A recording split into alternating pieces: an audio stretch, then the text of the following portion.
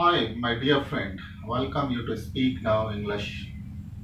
This is one of the very good platform to make you a speaker of English.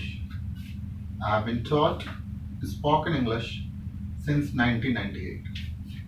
In 2003, the inception of SpeakNowEnglish.com has transformed thousands of people to become speaker of English. This spoken English is one of the toolkit of success in your life. This toolkit, this spoken English can give you the lead to success in your life. Now this question can be arise again and again in your mind. Why spoken English? Why English speaking? Since we are in India, even we are in India, still why English speaking? Why not Hindi? Why not your mother tongue? The one of the reason behind that is since you are speaking your mother tongue, you are speaking your national language, that is the Rashtriya Bhasha Hindi. But there are so many people in our country, those who are unable to speak good English. Even though this is the procrastination, this is the kind of thinking, those who have been studied up to 10th, 12th standard or whatever they have been studied, graduation, masters, either from whatever medium. But he or she or whoever, those who have already completed their education, they used to speak only one thing. मुझे समझ में तो आता है, कुछ बोल भी लेता हूं, लेकिन पूरा बोलने नहीं आता है. This question is very obstacle in your career. Now friends, you can understand if you are speaking your mother tongue, अगर आप अपनी मातृभाषा बोलते हैं तो कभी आप कहते हैं कि मैं थोड़ा थोड़ा समझता हूं, थोड़ा थोड़ा बोलता हूं. अगर आप हिंदी पूरा बोलते हैं तो कभी कहते हैं मैं थोड़ा थोड़ा समझता हूं, थोड़ा थोड़ा बोलता हूं. जिस तरह से आप अपनी मातृभाषा, जिस तरह से आप अपनी राष्ट्रभाषा हिंदी बोलते हैं, उसी तरह से आपको इंग्लिश भी बोलना चाहिए अगर आप बोलते हैं. This is really good. अगर कहीं पे आपको आपके मदर टंग मातृभाषा से काम चल रहा है, जहां पर आप काम करते हैं, हिंदी से काम चल रहा है तो बहुत अच्छी बात है. लेकिन अगर कहीं पे आपको इंग्लिश बोलना है, you have been educated throughout your career 10th 12th graduations masters and you are unable to even introduce yourself, if you are unable to give your introduction in English, so it looks very bad. You used to underestimate it over there, right? So just fill this gap, just make this gap like a bridge. Once this bridge will get close to each other and once you will start speaking that I'm speaking 100%. Whatever language you speak, you should speak everything in that. Otherwise, you will unable to make them people understand, or they will unable to understand you. So this Speak Now English is one of the bridge between your communication gap, whatever you have been gone throughout your career, and you could not speak English fluently. This Speak Now English is the one of the best platform for you to become a fluent speaker of English. Now friend, today I am going to teach you that what is grammar and why we should study the grammar. First of all, try to understand what is grammar. Very clear.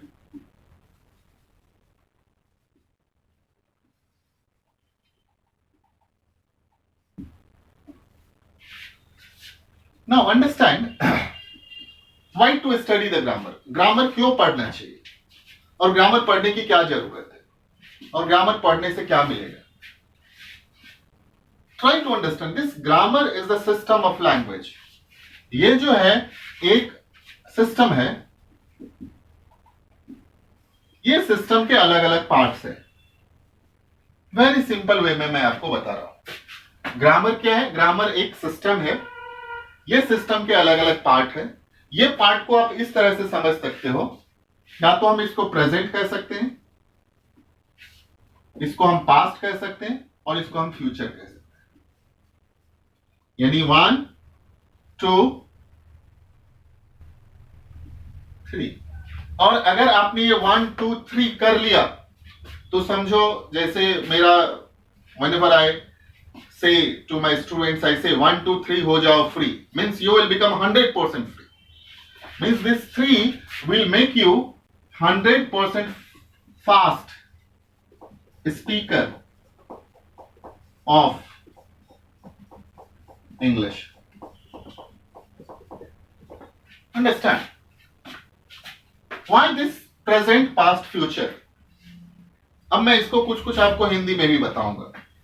ये व्याकरण क्या है, grammar क्या है? Grammar एक system है, grammar एक तरीका है, और इसमें तीन ही चीज आपको समझना है. एक प्रेजेंट यानी वर्तमान क्या होता है, पास्ट यानी भूतकाल, और फ्यूचर यानी भविष्यकाल. वर्तमान काल, भूतकाल, भविष्यकाल, यानी आज, टुडे, yesterday एंड टुमारो. यानी ये हो गया आज, कल यानी बीता हुआ, पास्ट. टुमारो ये भी कल है, लेकिन ये आने वाला कल है. तो सबसे पहले ये अच्छी तरह से समझना है कि ग्रामर क्या है. Grammar is the system of language. What is the grammar? Grammar is the system of language. That system has only 3 part, present, past, future. वही प्रेजेंट, पास्ट, फ्यूचर को आपको सिंक्रोनाइज करना है. अब सिंक्रोनाइज कैसे करना? जैसे आपने देखा होगा जो भी हारमोनियम प्ले करते हैं, जो भी हारमोनियम प्ले करते हैं, उनके लिए 7 ही स्वर का रियाज करना पड़ता है, जिसको हम कहते हैं सा रे ग म प ध नि सा. सा रे ग म प ध नि सा, सा नी ध प म ग रे सा. ये 7 स्वर को सिंक्रोनाइज्ड किया जाता है और हारमोनियम बजने लगती है. फॉर एग्जाम्पल इसका सिंक्रोनाइजेशन ऐसा हो सकता है, सारे ग रे ग म प म प ध प ध नि ध नि सा, सा नि ध नि ध प ध प म ग म ग रे ग रे सा. इसके अलग अलग सिंक्रोनाइजेशन से एक स्वर बनता है, एक म्यूजिक बनती है, और वो म्यूजिक हम सुनते हैं तो अच्छा लगता है. उसी तरह से भाषा जो होती है, भाषा भी एक सिचुएशन होता है. भाषा भी जो है एक समय है. वो समय या तो अभी हो सकता है प्रेजेंट, या जो 1 घंटा बीत गया है पहले पास्ट, या जो आने वाला 1 घंटा है वो हो सकता है फ्यूचर. अब ये अच्छी तरह से समझना. फॉर एग्जाम्पल अगर मैं यहां पे लिखता हूं प्रेजेंट, मैं जाता हूं. पास्ट में मैं जाता था, और फ्यूचर में मैं जाऊंगा. ठीक है, आपको ये अच्छी तरह से समझना है. ये जो प्रेजेंट है, मैं जाता हूं, ये भी एक सिचुएशन है, टाइम है. ये पास्ट है, मैं जाता था, ये भी एक सिचुएशन है, ये टाइम था. और मैं जाऊंगा, ये भी एक सिचुएशन होगा कि मैं जाऊंगा. फॉर एग्जाम्पल अगर मैं इसको ट्रांसलेट करता हूं इंग्लिश में, तो ये होता है आई गो. मैं अलग अलग लिखता हूं आई गो समझने के लिए. और यहां पे मैं जाता था, इसका हो जाएगा आई वेंट. और मैं जाऊंगा, इसका हो जाता है आई शैल गो. यही ग्रामर है. मैं जाता हूं आई गो, मैं जाता था आई वेंट, और मैं जाऊंगा आई शैल गो. अब इसके अलग अलग सिंक्रोनाइजेशन हो सकते हैं, अलग अलग फॉर्म हो सकते हैं. जैसे मैं कहता हूं मैं जाता हूं, मैं नहीं जाता हूं, क्या मैं जाता हूं, क्या मैं नहीं जाता हूं, मैं कैसे जाता हूं, मैं कैसे नहीं जाता हूं. अब इसको सेंटेंसेस फॉर्म में देखेंगे तो यही 7 होगा. ओ मैं जाता हूं. लेकिन अगर नॉर्मल फॉर्म में देखेंगे तो यही एक 6 फॉर्म होता है. मैं जाता हूं, मैं नहीं जाता हूं, क्या मैं जाता हूं, क्या मैं नहीं जाता हूं, मैं कैसे जाता हूं, मैं कैसे नहीं जाता हूं. नॉर्मल लाइफ में हम जनरली 3 ही बोलते हैं, मैं जाता हूं, मैं नहीं जाता हूं, क्या मैं जाता हूं, और रेस्ट ऑफ द 3 बहुत कम यूज होता है. उससे भी नॉर्मल लाइफ में हम कोई ना कोई एक सेंटेंसेस बोलते हैं, कोई ना कोई किसी एक फॉर्म में बोलते हैं. तो ये जो फॉर्म है एक सेंटेंसेस फॉर्म में आ जाता है. मैं खुश हूं, मैं खुश था, मैं खुश रहूंगा. ये अलग अलग सिचुएशन है प्रेजेंट, पास्ट, फ्यूचर में. तो मेरा एक इंट्रोडक्शन ये बताना है, जो आपको ऑलरेडी फ्लुएंट स्पोकन इंग्लिश में दिया गया है, जो भी वर्कशॉप मैनुअल बुक आपको दिया गया है, वो बुक में बहुत अच्छी तरह से क्लियर इंट्रोडक्शन लिखा हुआ है कि grammar is the system of language. With the help of grammar it is not necessary that you will become a fluent speaker of English, but with the help of grammar definitely you can become a fluent speaker of English, because अगर आप उसका synchronisation अच्छी तरह से करेंगे तो आपके tongue में वो am, is, are, was, were, can, could, may, might, should, should have, would have, जिसके अनुसार ग्रामर का, समय का, सेंटेंस का सिचुएशन चेंज हो जाता है, वो आपके टंग में फिट हो जाएगा. अब मैंने इतने सालों में लास्ट 20 इयर्स प्लस से मैंने स्पोकन इंग्लिश टीच किया है और मैं ये छोटा छोटा सेंटेंसेस पूछता हूं. क्लासरूम के जो स्टूडेंट्स आते हैं जिसको मैं पढ़ाता हूं, मैंने हजारों को पढ़ाया है.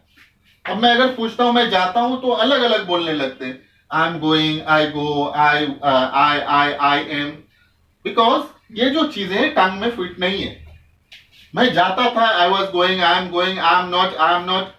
This is all stammering because this things is not fit your tongue. Again, I shall go, yeah, I shall be go, I am go. These all are the situational things. तो ग्रामर जो है वो एक system है, व्याकरण जो है एक सिस्टम है जिस सिस्टम के द्वारा आप सीख सकते हो. फॉर एग्जाम्पल, जैसे सिस्टम के आप साइकिल चलाते हो और उस सिस्टम के द्वारा अगर आपने साइकिल चलाना सीख लिया है तो आप साइकिल चलाना कभी भूलेंगे नहीं. तो व्याकरण भी एक सिस्टम है. आपने बाइक चलाना सीखा है और अगर आपने वो चलाया तो बाइक चलाना कभी भूलोगे नहीं, बट आपने प्रॉपर प्रोसेस से, प्रॉपर सिस्टम से अगर सीखा है तब अच्छी तरह से बाइक चलेगी. जिस तरह से आप कार चलाते हो तो कार भी एक सिस्टम के थ्रू चलता है. आप ड्राइविंग सीखते हो, मोटर ट्रेनिंग स्कूल में जाते हो और आप ड्राइविंग सीखते हो, जब सीख लेते हो तो आप कार चलाना भूलते नहीं. लेकिन अगर कार चलाने से पहले, कार चलाना सीखने से पहले अगर आप बोलोगे पहले मैं मैकेनिक बन जाऊंगा, मैकेनिक तो छोड़ो, मैं पहले घर में कार बना लूंगा फिर मैं कार चलाऊंगा, तो फिर ये आपकी मर्जी है कि आप कार बनाओ या मैकेनिक बनो या कार चलाओ. मेरा तो मानना है कि आप पहले कार चलाना सीख लो और कार चलाओ. मेरा मानना है कि बाइक चलाना सीख लो और बाइक चलाओ. मेरा मानना है साइकिल चलाना सीख लो और साइकिल चलाओ. साइकिल का मैकेनिक बनना है या कार का मैकेनिक बनना है या बाइक का मैकेनिक बनना है, तो आपके पास बहुत सारे टाइम है, आप बनते रहोगे. लेकिन अभी ये जो वक्त है उसमें आप कम से कम एक फ्लुएंट स्पीकर ऑफ इंग्लिश बन जाओ. बिकॉज ये लाइफ में हमेशा आपके साथ एक क्वेश्चन है कि मुझे इंग्लिश बोलने नहीं आती है. और ये मैं नहीं कहता हूं, ये पूरा जहां जिस एनवायरमेंट में हम रहते हैं, जिस परिवेश में हम रहते हैं, अगर आप पढ़े लिखे हैं और अगर आप इंग्लिश नहीं समझते हैं, नहीं बोलते हैं, तो सबसे पहले तो ये होता है कि अरे इसको कुछ आता नहीं. मेरा ऐसा मानना नहीं है. मेरा ऐसा मानना है कि भाषा एक ऐसी चीज है जो सीखने वाला चीज है और सीखा जा सकता है. English communication is the learnable things which you can learn. It is not necessary that you will learn English and you will be with the as a bird you will fly. It is not like that. English is the learnable language and you can learn it. So I wish you all the best and get success in this international language of English, and God bless you a lot. Thank you very much. Friends, this is Kaushal Kishore. Welcome to Speak Now English. This is one of the unique and practical method to become a speaker of English. This would provide you the one of the best opportunity to become a speaker of English. Now, being as a trainer, I have been developed this program which is on the base of workshop. For the last 20 years, I have been taught for the spoken English trainee to become a native speaker of English. And this is really one of the helpful, unique, creative and practical learning method to become a native speaker of English. Now, according to me, without learning, life is meaningless and incomplete. Education is the birthright of every individual. Swami Vivekananda has said in his speech in the beginning of 20th century, to maintain India's progress on the highest level, literacy is the only option and solution. A human can make bridge even on the sea, Now it is your time. Where are you going to make your bridge? We, as an International Language Institute, offer you opportunity to enhance communication skills in English and self-development to fulfill your desire. It has one of the unique, creative and practical workshop training modules to become fluent native speaker of English. Speaking English now requires a practical training with use of liberal skills like riding bicycle or swimming that you will never forget in your whole life. Wishing you success and command on this international language. Yours sincerely, Kaushal Kishore.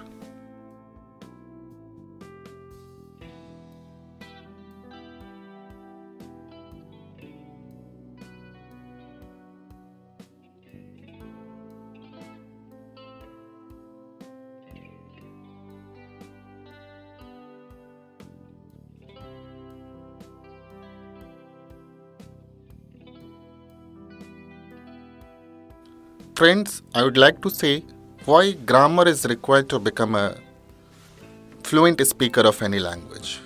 If you want to become a fluent speaker of any language which is not your native tune, you should understand the basic fundamental roots of grammar. Now, I'd like to tell you a very simple example. As you are aware that from the childhood or since your birth, you haven't learned any grammar to become your native speaker of any language. Similarly, to become a speaker of English, grammar is not required. But of course, if you want to learn a proper, effective communications in English, then yes, you need to understand the grammar, which will help you as a roadmap, as a signpost to become a good speaker of English. Now, I'd like to give you an example. Since childhood, we speak A, B, C, D, E, F, G, H, I, J, K from A to Z. Since we have spoken from the childhood. Similarly, we have not spoken Z to A. Now, the moment we will do the practice of speaking Z to A, we can become even a speaker of Z to A. So, I'd like to present why grammar is required. Grammar is a system of language. People sometimes described grammar as a rule of language. But in fact, language has no rule. If we use word rules, it suggests that somebody created the rules first and then spoke the language, like a new game. But language did not start like that. Languages started by people making sounds. All languages change over time, we call grammar, as simple reflections of language at a particular time. Do we need to study grammar to learn a language? The short answer is no. Many people in the world speak their own native language without having studied its grammar. Children start to speak before even they know the word of grammar. But if you are serious about learning foreign language, the long answer is yes. Grammar can help you to learn a language more quickly, more efficiently. It is important to think of grammar as something that can help you like a friend. When you understand the grammar or system of language, you can understand many things yourself without having to ask a teacher or look in a book. So thinking of a grammar something good, something positive, or something that you can use, find your way like a signpost or map. Advice शिक्षा या सलाह देना.